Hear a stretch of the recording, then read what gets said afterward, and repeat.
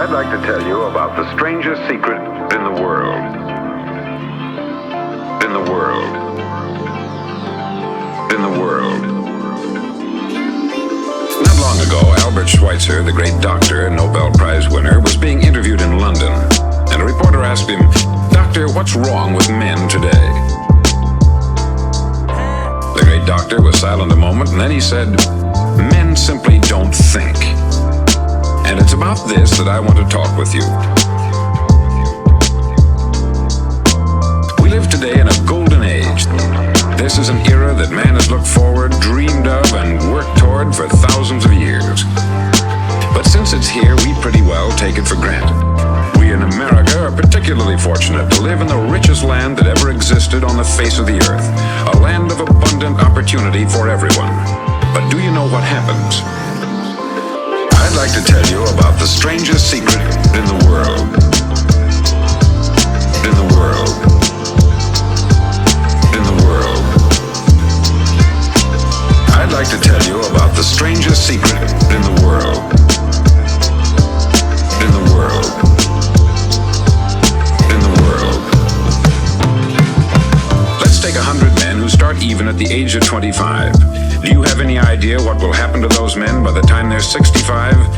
These 100 men who all start even at the age of 25 believe they're going to be successful. If you asked any one of these men if he wanted to be a success, he'd tell you that he did. And you'd notice that he was eager toward life. That there was a certain sparkle to his eye and erectness to his carriage, and life seemed like a pretty interesting adventure to him. But by the time they're 65, one will be rich. 4 will be financially independent, 5 will still be working, 54 will be broke. Now think a moment. Out of the 100, only 5 make the grade. Why do so many fail? What has happened to the sparkle that was there when they were 25? What's become of the dreams, the hopes, the plans? And why is there such a large disparity between what these men intended to do and what they actually accomplished? I'd like to tell you about the strangest secret in the world. In the world. In the world. I'd like to tell you about the strangest secret in the world. In the world. In the world.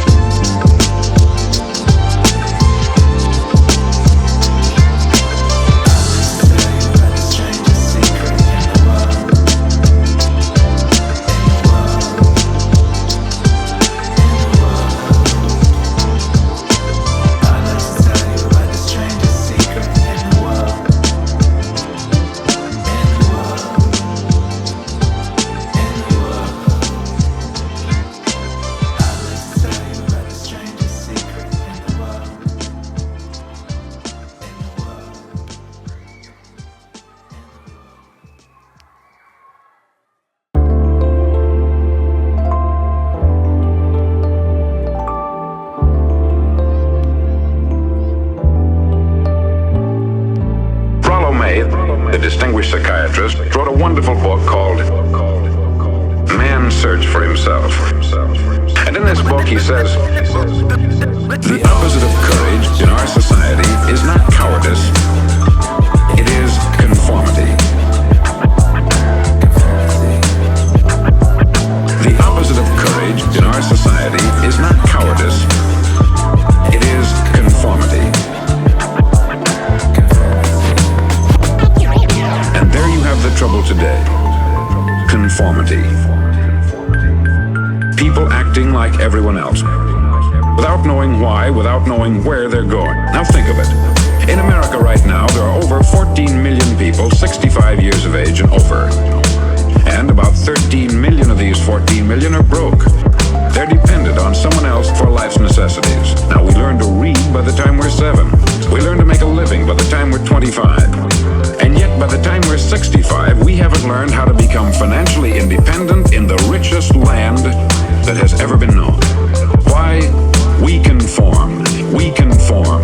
We conform. The opposite of courage in our society is not cowardice. It is conformity. The opposite of courage in our society is not cowardice. It is conformity.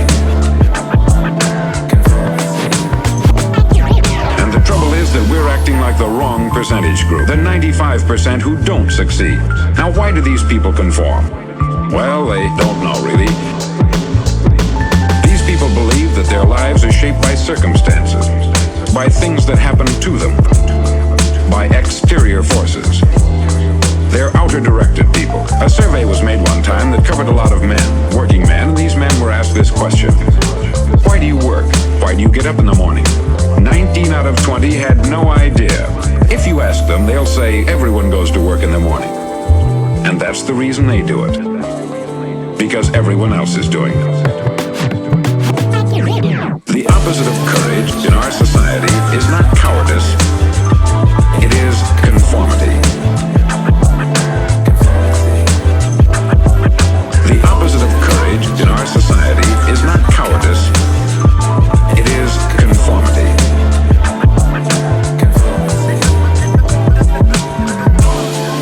Is this what they did to you? Is this how they tried to break you till they got what they were after? In your heads must still be the remnant of a brain. In your hearts must still be the desire to be a human being again. Why? We conform. We conform. We conform. Why? We conform. We conform. We conform. Why? We conform. We conform. We conform. Why? We conform. We conform. We conform. Why? We conform. We conform. We conform. Why? We conform. We conform. We conform.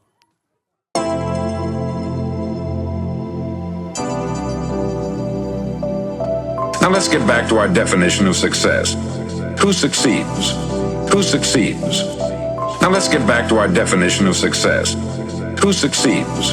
Who succeeds? I'll tell you who the successful people are.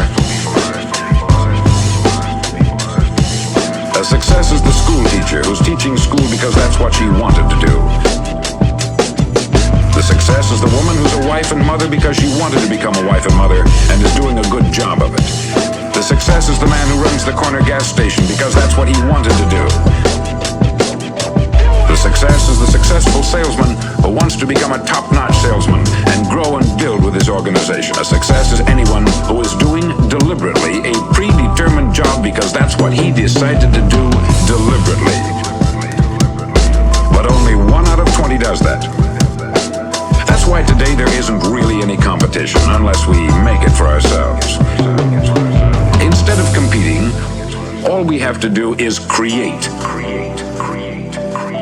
The only man who succeeds is the man who is progressively realizing a worthy ideal.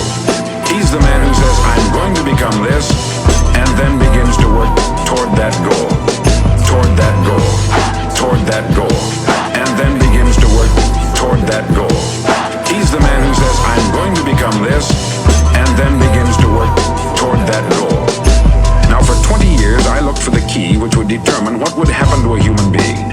Was there a key I wanted to know which would make the future a promise that we could foretell to a large extent? Was there a key that would guarantee a person's becoming successful if he only knew about it and knew how to use it? Well, there is such a key. And I found it. Have you ever wondered why so many men work so hard and honestly without ever achieving anything in particular, and others don't seem to work hard and yet seem to get everything? They have the magic touch. And have you ever noticed that a man who becomes successful tends to continue to become successful? And on the other hand, have you noticed how a man who is a failure tends to continue to fail? It's because of goals. The only man who succeeds is the man who is progressively realizing a worthy ideal. He's the man who says, I'm going to become this, and then begins to work toward that goal, toward that goal, toward that goal, and then begins to work toward that goal. He's the man who says, I'm going to become this, and then begins to work toward that goal. Some of us have them, some don't. People with goals succeed because they know where they're going. Now think of a ship leaving a harbor, and think of it with the complete voyage mapped out and planned. The captain and crew know exactly where it's going and how long it will take. It has a definite goal. 9,999 times out of 10,000, it will get to where it started out to get. Now let's take another ship, just like the first, only let's not put a crew on it, or a captain at the helm. Let's give it no aiming point, no goal, no destination. We just start the engines and let it go. I think you'll agree with me that if it gets out of the harbor at all, it will either sink or wind up on some deserted beach, a derelict. It can't go anyplace because it has no destination and no guidance. It's the same with a human being. The only man who succeeds is the man who is progressively realizing a worthy ideal. He's the man who says, I'm going to become this, and then begins to work toward that goal, toward that goal, toward that goal, and then begins to work toward that goal. He's the man who says, I'm going to become this, and then begins to work toward that goal.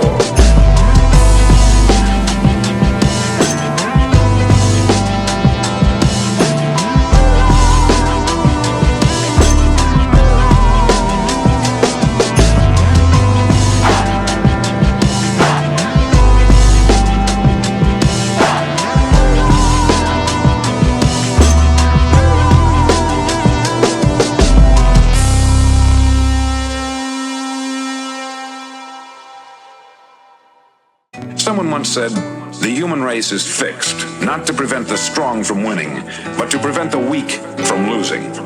The American economy today can be likened to a convoy in time of war. The entire economy is slowed down to protect its weakest link, just as the convoy had to go at the speed that would permit its slowest vessel to remain in formation. Akira. The convoy.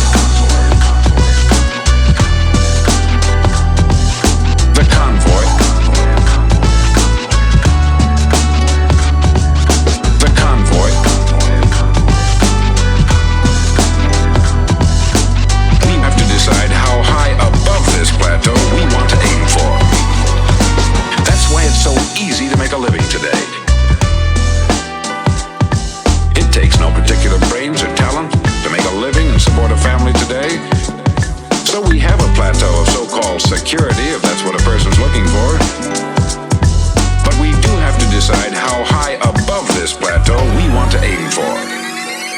The convoy. The convoy. The convoy. We have to decide how high above this plateau we want to aim for.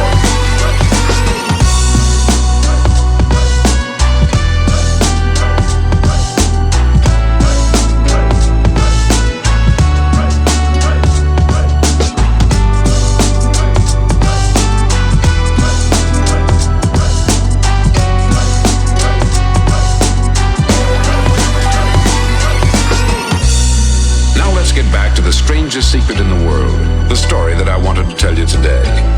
Why do men with goals succeed in life and men without them fail? Well, let me tell you something which, if you really understand it, will alter your life immediately. If you understand completely what I'm going to tell you from this moment on, your life will never be the same again. You'll suddenly find that good luck just seems to be attracted to you. The things you want just seem to fall in line. And from now on, you won't have the problems, the worries, the gnawing lump of anxiety that perhaps you've experienced before. Doubt, fear, well, they'll be things of the past. Here's the key to success, and the key to failure.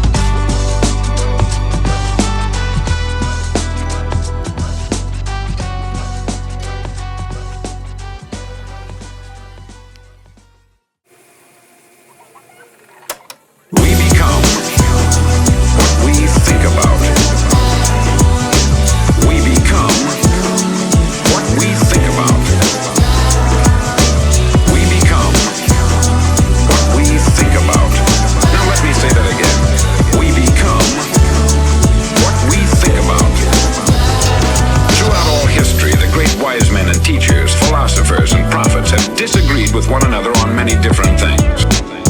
It is only on this one point that they are in complete and unanimous agreement. Listen to what Marcus Aurelius, the great Roman emperor, said. He said, "A man's life is what his thoughts make of it." A man's life is what his thoughts make of it. Disraeli said this: "Everything comes if a man will only wait. I have brought myself by long meditation to the conviction that a human being with a settled purpose must accomplish it, and that nothing can resist a will that will stake even existence for its fulfillment." We become what we think about. We become what we think about. We become what we think about. Now let me say that again. We become what we think about. Ralph Waldo Emerson said this: "A man is what he thinks about all day long." William James said, "The greatest discovery of my generation is that human beings can alter their lives by altering their attitudes of mind." And he also said, "We need only in cold blood act as if the thing in question were real, and it will become infallibly real by growing into such a connection with our life that it will become real. It will become so knit with habit and emotion that our interest in it will be those which characterize belief." He also said this: "If you only care enough for a result, you will almost certainly attain it. If you wish to be rich, you will be rich. If you wish to be learned, you will be learned. If you wish to be good, you will be good. Only you must then really wish these things, and wish them exclusively, and not wish at the same time 100 other incompatible things just as strongly."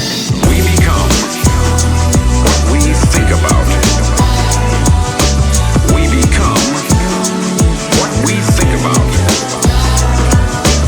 We become what we think about. Now let me say that again.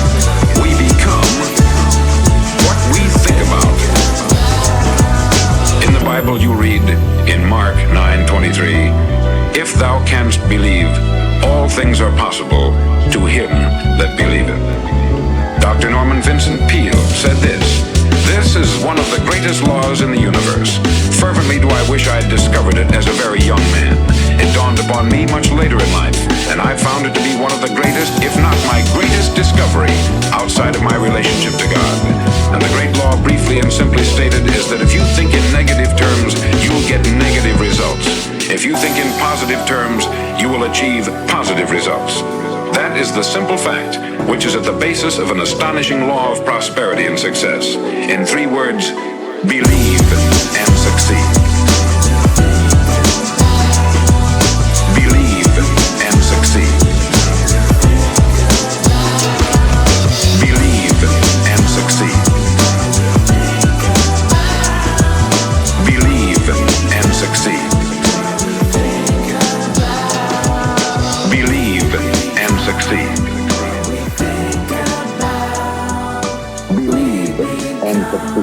What we think about, we become. What we think about, we become. What we think about.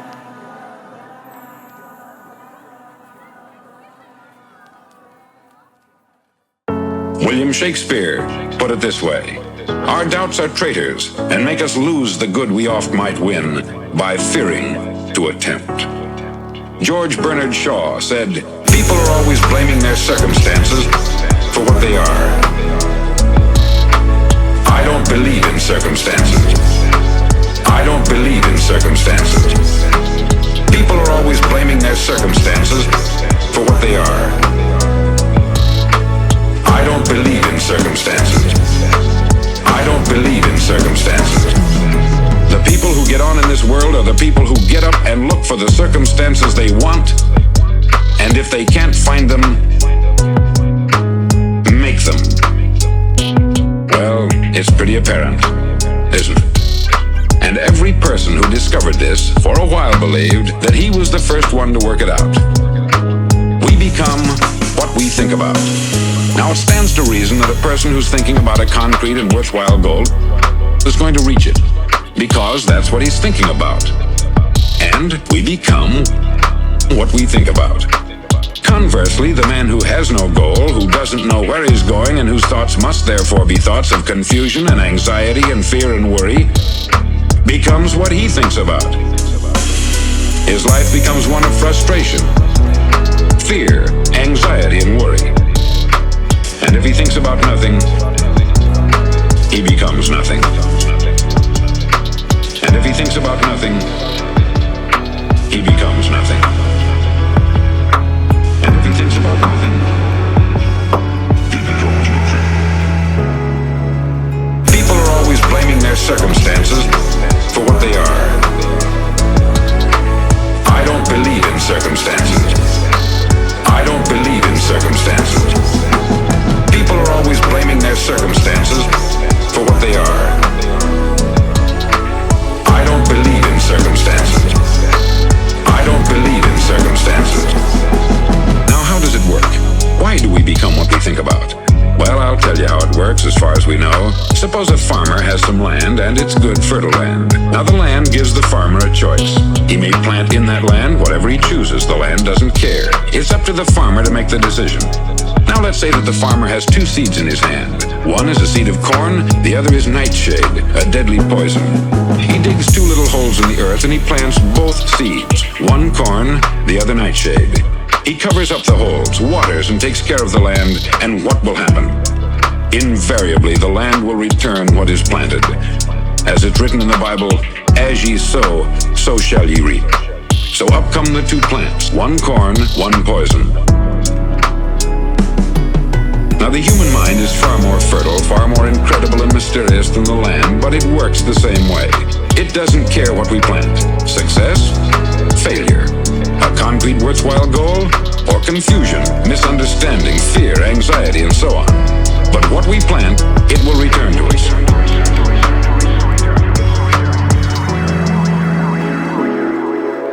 People are always blaming their circumstances for what they are. I don't believe in circumstances. I don't believe in circumstances. People are always blaming their circumstances for what they are. I don't believe in circumstances. I don't believe in circumstances.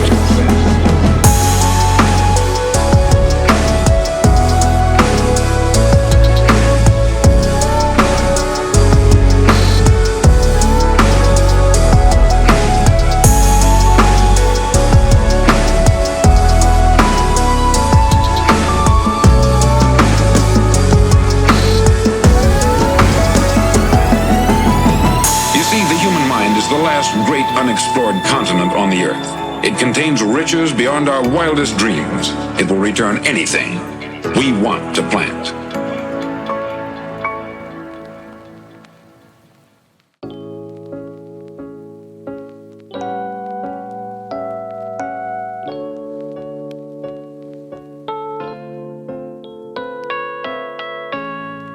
Now you might say, why don't people use their minds more? Well, I think they've figured out an answer to that too. Our mind comes as standard equipment at birth. It's free.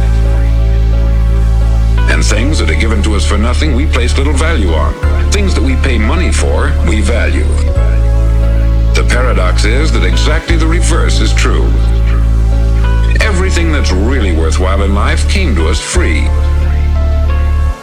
Our mind, our soul, our body, our hopes, our dreams, our ambitions, our intelligence, our love of family and children and friends. All these priceless possessions are free. All these priceless possessions are free. All these priceless possessions are free. But the things that cost us money are actually cheap and can be replaced at any time. A good man can be completely wiped out and make another fortune. He can do that several times. Even if our home burns down, we can rebuild it. But the things we got for nothing, we can never replace.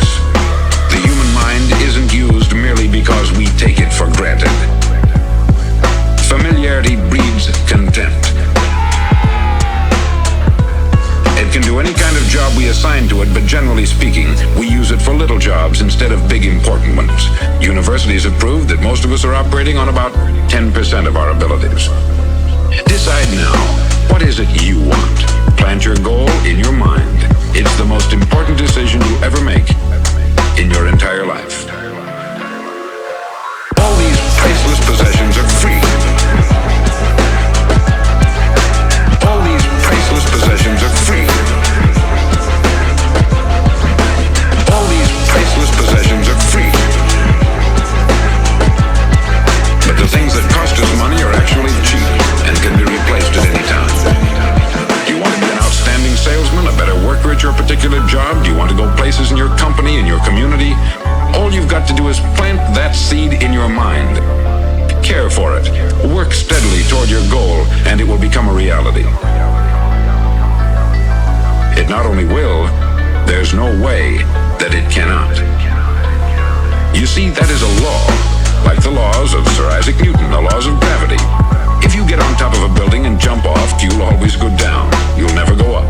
And it's the same with all the other laws of nature. They always work. They're inflexible. They're inflexible. They're inflexible. All these priceless possessions are free. All these priceless possessions are free.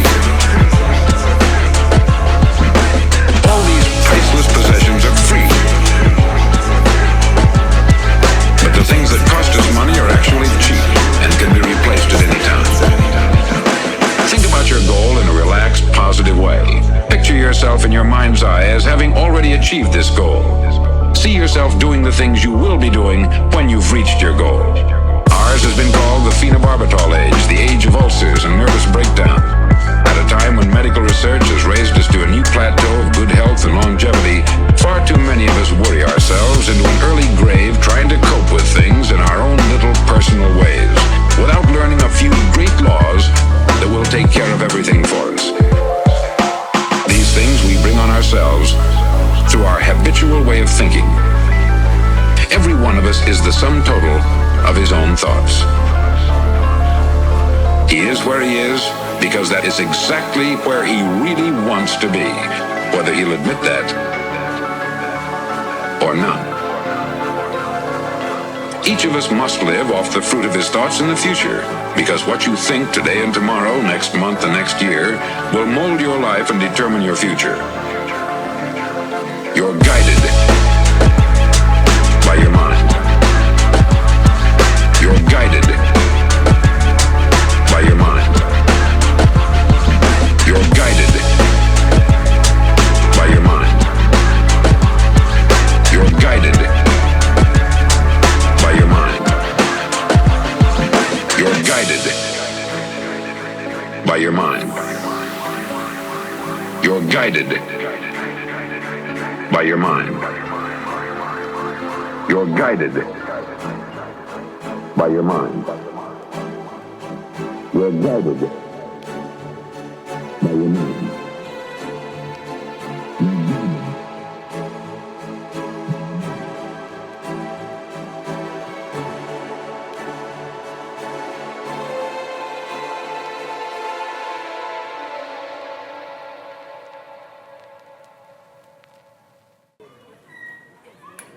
I remember one time I was driving through Arizona and I saw one of those giant earth-moving machines roaring along the road at about 35 miles an hour with what looked like 20 tons of dirt in it. A tremendous, incredible machine. And there was a little man perched way up on top with the wheel in his hands guiding it. And as I drove along, I was struck by the similarity of that machine to the human mind.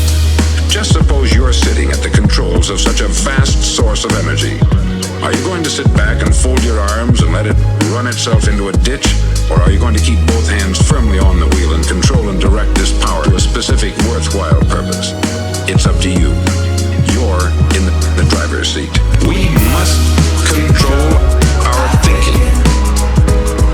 We must control our thinking. It's up to you. You're in the driver's seat. We must control our thinking. The very law that gives us success is a two-edged sword. The same rule that can lead a man to a life of success, wealth, happiness, happiness and all the things he's ever dreamed of for himself and his family, that very same law can lead him into the gutter. It's all in how he uses it, for good or for bad. This is the strangest secret in the world. For good or for bad. This is the strangest secret in the world. We must control our thinking. We must control our thinking. It's up to you. You're in the driver's seat. We must control our thinking. Now, why do I say it's strange, and why do I call it a secret? Actually, it isn't a secret at all. It was first promulgated by some of the earliest wise men, and it appears again and again throughout the Bible. But very few people have learned it, understand it. That's why it's strange, and why, for some equally strange reason, it virtually remains a secret. I believe that you could go out and walk down the main street of your town and ask one man after another what the secret of success is, and you probably wouldn't run into one man in a month who could tell you. Now, this information is enormously valuable to us if we really understand it and apply it. It's valuable to us not only for our own lives, but the lives of those around us, our family, employees, associates, and friends. Life should be an exciting adventure. It should never be a bore. A man should live fully, be alive. He should be glad to get out of bed in the morning.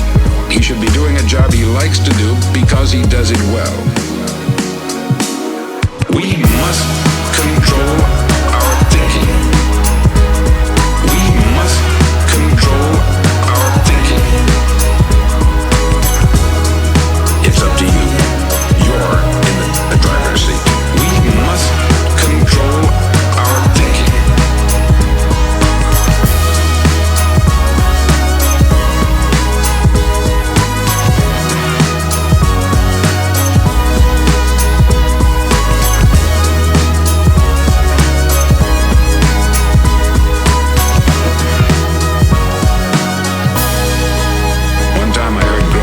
Make a speech, the editor-in-chief of the Toledo Daily Blade.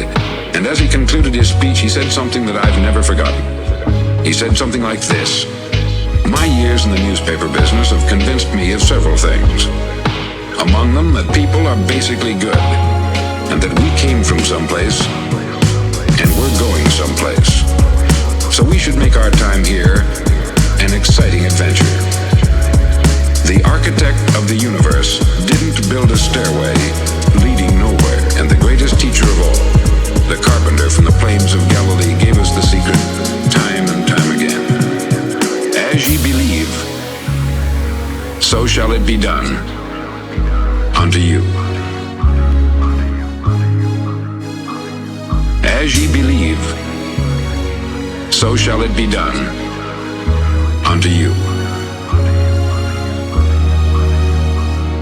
As ye believe, so shall it be done unto you. As ye believe, so shall it be done unto you. As ye believe, so shall it be done unto you. As ye believe, so shall it be done unto you.